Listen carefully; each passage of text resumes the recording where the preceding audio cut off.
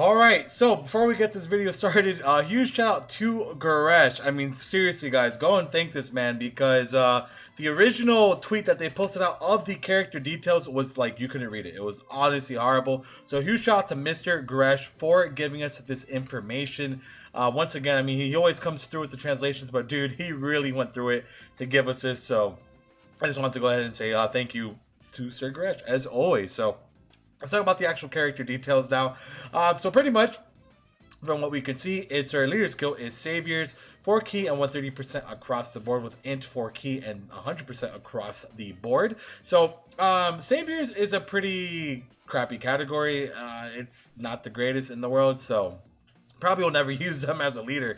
But maybe whenever they start buffing up Saviors a bit more, they could definitely do that. But as of right now, we really don't know when they're going to buff up Saviors again. I mean, look how long it took them to buff it up now, but hey, it's cool. It doesn't matter. There's some LR, right? So they're 12 key, raises attack and defense for 1 turn and causes colossal damage and lowers defense. I like that one a lot because, again, I like any unit that raises defense for 1 turn. I think that's always really good because, again, that will help out with like an ESBR. It'll help out in just really hard events. Having that extra defense definitely goes a long way. They're 18 key, kind of like the same deal. So raises attack and defense for 1 turn and causes mega colossal damage and lowers attack and defense. So that's good for like super bad road, stuff like that. So definitely liking that. Now their actual passive. So their passive is attack and defense of 120% when launching a super attack. So they're getting their defense on super. I'm not a big fan of those type of cards because they keep spamming them like crazy. Why can't we just have 120% defense at the start of turn? I don't know. It's Dokkan thing recently. And over here we have a high chance to launch up to 2 additional attacks and gain key +1 and attack and defense of 10% for each attack performed. The max of key +6 with attack and... Wow. That's pretty good. Actually, that I like that.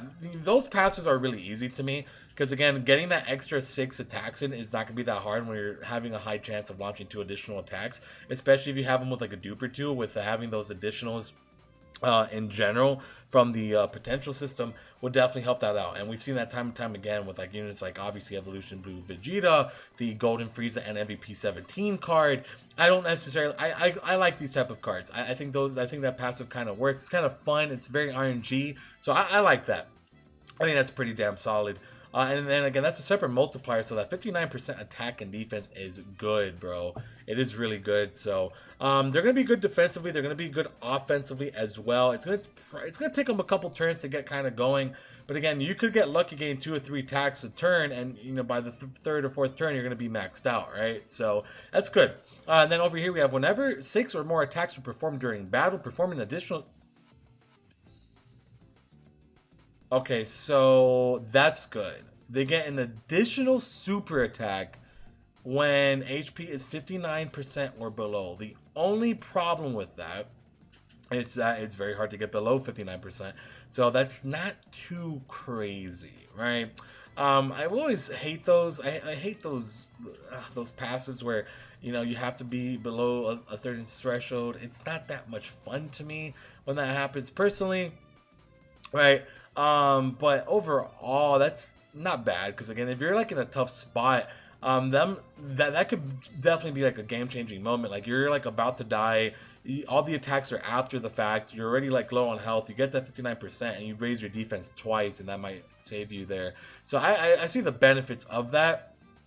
Right, and you have your launching of the 2 additional attacks too. That could definitely happen as well. So they're going to be pretty good. I think they're going to be kind of fun, kind of interesting, going to be a bit different in some situations. So I like that. Then they do have an active skill, so able to be used when 6 or more attacks have been performed and HP is 59% or above once only. Okay, that's easy.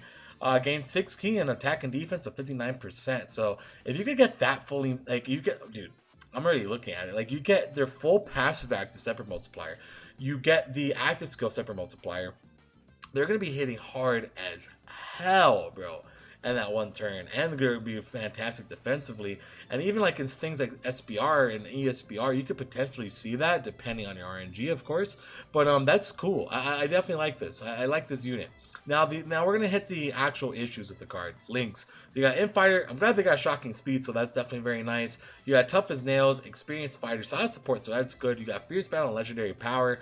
Obviously having Fierce Battle, Solid Support, and Shocking Speed is pretty good. Experienced Fighters is also good, but Tough as Nails and Infighter is gonna be a bit harder to kind of work around, I think.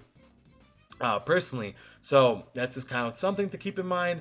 But overall, man, they're solid. They are. I don't think this year is going to be groundbreaking by any means. They're definitely not groundbreaking, but they're going to be good enough to kind of just be in that meta and be a very strong card, right?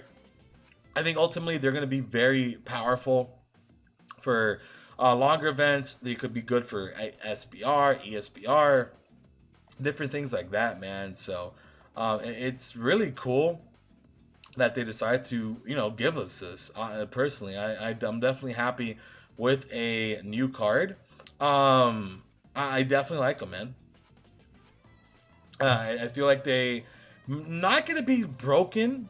Right, they're not gonna be like a broken unit by any means, but they're gonna they're broken, but they're not gonna be like top 5 LR. They're gonna be like more in that top 10 range, which I like that. I like how recently, instead of every card that's come out, it's like they've made each card a bit differently instead of just making them full on like the best unit in the game type of deal, like LR MVP 17. Not MVP 7. Oh yeah, we could consider MVP 17 and Golden Frieza, the Universe 7 LR. You have this one now. You have the Tapion. You have the, what's the last one that just came out that everybody was hating? 17. Again, the Super 17. I mean, not many people hated him, but you guys get what I'm saying.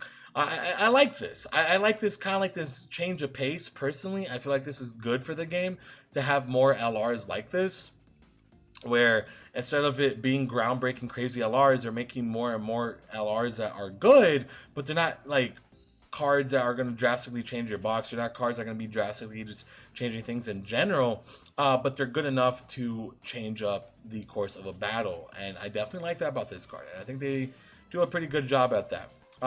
They're fun, they're interesting, they're going to be a bit different, a little bit more RNG heavy, which I enjoy these type of cards. And this is like a nice little skipperoo, so that way when you guys have a Tanabata's coming up, well, guess what? Tanabata is going to be freaking crazy. So get ready for that. That's like the good thing, right? Tanabata is right around the corner. So that means, hey, you guys get a skip here, and you guys can save for that banner. If you guys don't want this card. Even though I kind of do want this card personally. I'll definitely make a showcase of them when whenever the data download is. So, but man, good stuff, Dokkan. I think Dokkan's been kind of like on a roll with these LRs, and I personally like them not being super broken. I know a lot of people might be like, oh, gosh, you're out of your mind. No, I like it. I like it when these cards are not like necessarily must-haves and you have to go crazy and break your wallet out. It sucks having to do that for so many cards, and recently I've had to do that with a lot of these legendary summon banners.